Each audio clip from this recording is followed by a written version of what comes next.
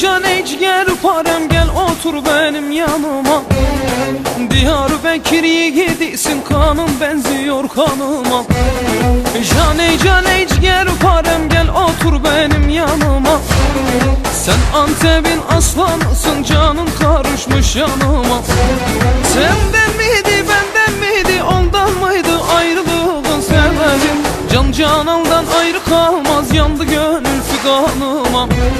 Senden miydi benden miydi ondan mıydı ayrılığın sebebi? Can canandan ayrı kalmaz yandı gönül figanıma. Aylar biter yıllar biter günler biter dertler bitmez mahsuni. Bütün dağlar sümbül kokar ağrı dağı duman tüter. Aylar biter yıllar biter günler biter dertler bitmez mahsuni. Bütün dağlar sümbül kokar ağrı dağı duman tüter.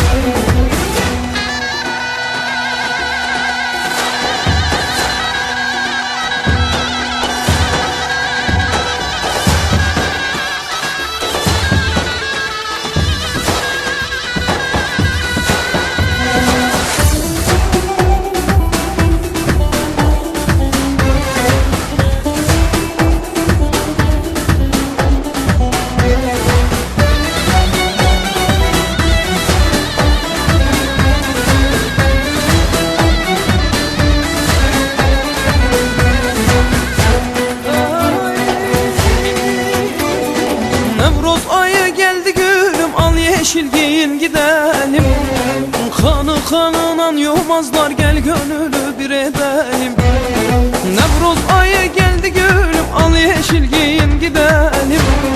Bu yayla bizim yayladır gel beraber seyredelim.